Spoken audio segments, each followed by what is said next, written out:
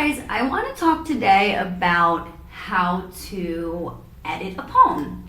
In this case, I'm going to be looking at a poem of mine that I published in Juked. So it's a little weird because it's already been published, but I want to show you how an editor might start thinking about a poem. So the first thing you do when you edit a poem, of course, is you read it. And there's a million different ways to edit a poem. There's no right way, there's no wrong way. I'm just going to show you some techniques that I use as a poetry editor and when I'm editing my own poems and other people's poems. So the first thing I notice when I look at this poem is there's no punctuation. So I might add a comment here just for my own reference to remind myself to check the punctuation. Punctuation, is it necessary? So that's the first thing. Then I would read through the poem. I notice they're in couplets. So then I might want to focus on form. So the first thing I might do is look at the form of the poem and ask myself if it's working.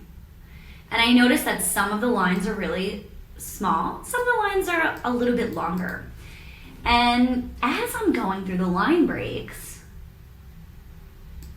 I might ask if it could be stronger if the line breaks were adjusted.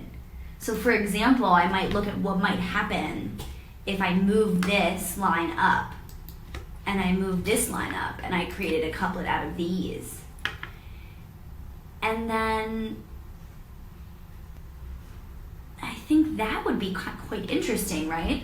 And then I might look at this line break so I could climb the stairs were golden. So here, these line breaks are creating multiple layers of meaning. So if I were commenting on someone's poem, I might say something like, interesting that these line breaks show multiple layers of meaning. I wonder about this movement upward, right? So it's just, as I'm going through, I might comment on these things. The stairs were golden from being undone. Everything glitters when you spit on it. So here again, we have like a really interesting line break. I would think, you might want to leave it. But here I might ask, what would happen if you broke here, right? What would happen if I broke with her lighthouse inside of it because I put it there? So what changes about the poem when I start shifting the form and I start playing with line breaks? And then if I really wanted to, I could go back and start adding punctuation. What happens if it's punctuated? So where would I punctuate, right? That becomes a really kind of challenging question in a poem without punctuation. So I might say, I had to slaughter the closet girl with a circular knife, the tiny scythe. So I might have a comma. I might do a long dash here, a long dash here. This could maybe become a colon. This can become a comma. So maybe I can start playing with it and start seeing what happens to the movement if I add punctuation.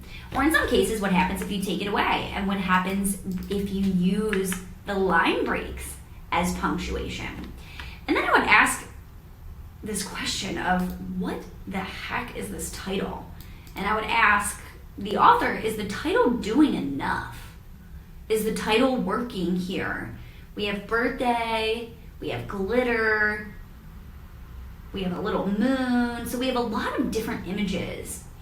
And then I might start focusing on the images. So I might start highlighting the images that I see. So we have a circular knife, we have a moon, a little moon, we have golden stairs, we have shiny hearts, we have a lighthouse.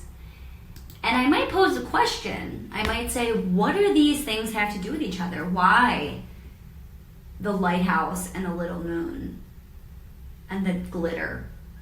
Where are we? And then from there, I would ask whether this poem is creating a clear image of a clear space, or if maybe there's a little work that needs to be done.